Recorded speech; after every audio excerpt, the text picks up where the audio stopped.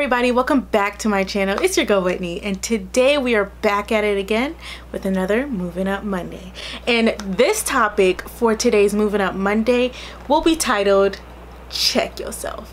A little disclaimer: if you hear thunder, rain, Mother Nature, just use deductive reasoning. All right, it's raining, it's pouring, the old man is snoring. If you guys are interested in anything that I want to say for this week and, gearing ourselves up for the next 5 days, the next work week, and for the rest of our lives, then just keep on watching. All right, guys, so the reason why I wanted to talk about checking yourself is because we can get so wrapped up in everybody else's, crap, their BS, and how they hurt us so much so that, we're feeling all this pain that we forget that we do a lot of horrible things too, right? Let's be real. Come on, let's be honest.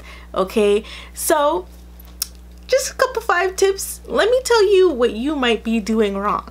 Learn to be there for your friend regardless of your personal position. If one of your friends, ooh, this is heavy. If one of your friends is undergoing something like an abortion and you're like someone who does not believe in abortions, be there for them, because that is really a horrible thing to go through, right? Or something, let's just take off the heavy, right? Let's think of, any other situation maybe that you see. Maybe your best friend is going through a really hard breakup, but she really messed it up and she was the one that cheated. You're not gonna be like, you deserve this because you cheated. No, be there for your friend. This is the whole thing, right? A lot of times we may get sucked up in our own emotions and our own personal position and how we may feel in the moment, that we need to constantly remind ourselves that, bro, it's not always about us. It's not always about you. It's not always about me. So let's kind of take ourselves out of the situation and be there for the person that we care about. Unless it is culturally accepting, unless it is geographically accepted, do not call anyone son, especially if you don't know them like that. Especially if you're a different race, especially if you are a boss. Do not call anyone son. Let me tell you, not at my current job, but when I was working at, one of my, establishments, whatever, there was not a lot of people of color, right? There was very few people of color. And so, in that sort of industry, it's very few people of color, sadly. And so it's not funny. It's just the point of, it's just it don't even sound right. Why are you gonna call somebody son? So the reason why I said geographically or culturally accepted, right? If you're in New York, everybody calls everybody son. Come on. That's not what I'm talking about. Geographically is what I meant. Culturally, if that's actually your son, or if you're a part of the community, to be calling people son, right? But if you're not and y'all ain't cool, and like I mentioned, you're a boss and an employee, don't be get your job work, son. That's degrading.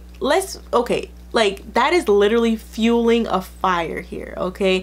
You may think it's small, you may not think that you didn't do anything, but it's gonna build up. I'm telling you, it is going to build up. It does not feel good. You're degrading them, you're condescending.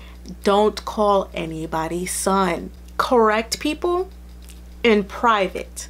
For example, I witnessed this one lady who had the craziest attitude ever, and she legit, someone was giving a presentation and the person that was giving the presentation was Pacific instead of specific, and she literally interrupted the presentation to be it's specific, not Pacific. And I'm wow, not only are you embarrassing her, but you're embarrassing yourself. Not only are you adding fuel to the fire, but you're also causing problems throughout the whole environment. Not only was it warm before, now it's ice cold, and everyone's just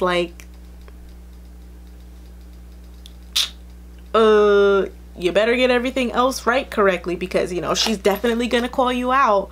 It literally changes the whole environment, the whole attitude, the whole Celsius, Fahrenheit in the room. Let me tell you, it changes it. But aside from that, also, well, the reason why I say correct people in private and not, in front of everybody, because it eliminates embarrassment. It eliminates that person from taking what you're saying instead of as critical or constructive criticism, they're taking that more so as like, oh, you're just coming here to throw shots. You're just here to try to embarrass me. You're not here to help me. You're here to hurt me. And let's be real. If you're sitting there correcting somebody in public and embarrassing the hell out of them, why would you think, like, put yourself in that position? I would not think that you had my best interest in heart if you were embarrassing the hell out of me in public. Okay, there's a way to say things, and there's a way to like pick and choose your surroundings, your words.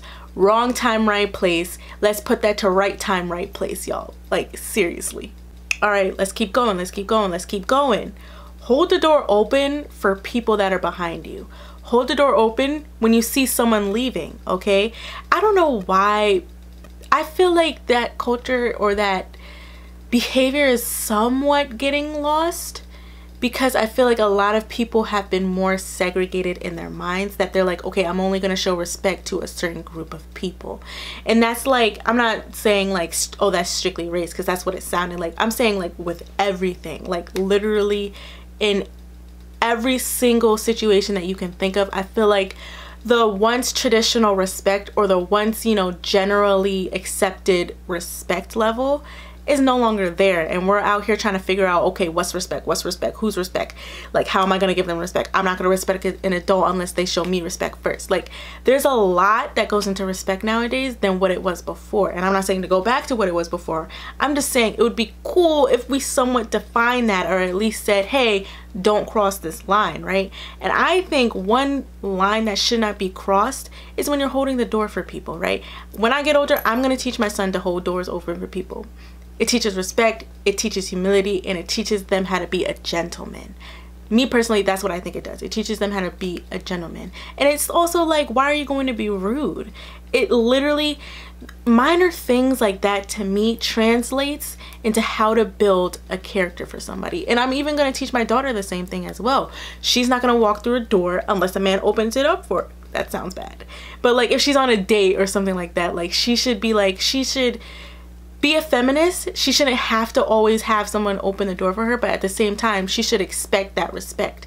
As well as, if she's going through the door, she better hold it open for somebody who's behind her, regardless on their, you know, gender. Who cares? Like, I'm just saying that there needs to be a line. There needs to be respect. And it starts with holding the door open for people. And for the last tip, I struggle with this a lot. I struggle with this in my tone. I struggle with this with literally every day. Confrontation is not always needed, okay? Sometimes you just gotta let people say their spiel, let them, you know, get it off their chest, let them feel like they finally got their closure, and you just take it. Or I'm not saying like just sit there and get disrespected, but what I'm saying is like you let them do what they need to do, because sometimes retaliating does not always work. It does not always help. It really just, as I said for like the 4th time now, adds fuel to the fire. So my whole reasoning for saying all of this is just like, maybe if we analyzed ourselves and walked like down certain problems that we had and said, okay, from two people's perspective, what did I do that made them react that way? And what did they do to make me react in that way? Or what started this? How did we get here in the first place? And let's figure out to avoid that for the next time, right?